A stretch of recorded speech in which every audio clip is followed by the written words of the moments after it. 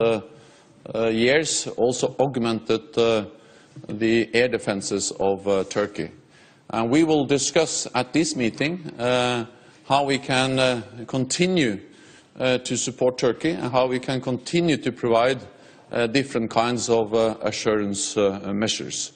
But I would like to underline that when we now are addressing how we can continue to augment the air defenses of Turkey, how we can continue to follow up the standing defense plans for Turkey.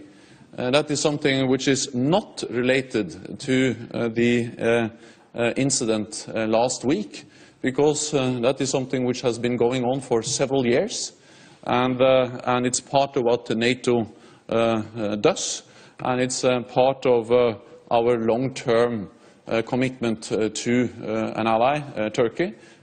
So what we already have in Turkey is that Spain is providing a Patriot battery to support Turkish air defenses.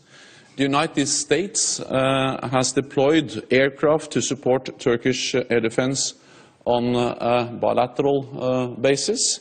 The United Kingdom has announced that it will base some aircraft alongside other allies as part of NATO decisions.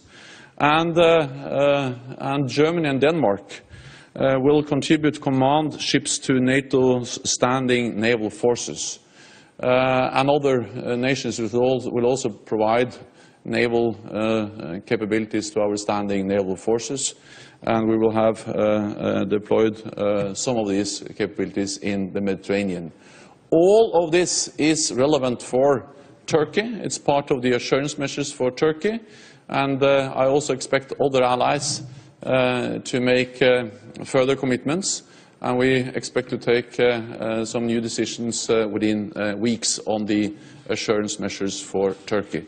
But once again, we have been there for many years. We have augmented the air defenses of Turkey for several years, and we have decided to address the need to support Turkey before the incident last week, so that has been on our agenda for a long time. I think the focus now should be on how we can de-escalate, how we can calm tensions, and how we can address the need to improve, strengthen mechanisms to avoid that kind of incidents that we saw last week, and to create more predictability, more transparency, and improve the lines of military communications, so we avoid or prevent that kind of incidents to happen in the future. With so many NATO countries engaged in the air operations over Syria, are you at all concerned, are your military advisors concerned by the deployment of a very powerful Russian air defense system near Latakia, the S-400? It can reach out up to the Turkish-Syrian border, way out into the eastern Mediterranean as well. And it's interesting that over recent days, the number of coalition air operations in Syria seems to have gone down dramatically. Yesterday, there was only a single strike with a drone in Syria. So, to your knowledge, are the new Russian air defenses hampering coalition air operations over Syria? How concerned is NATO about the deployment of that system?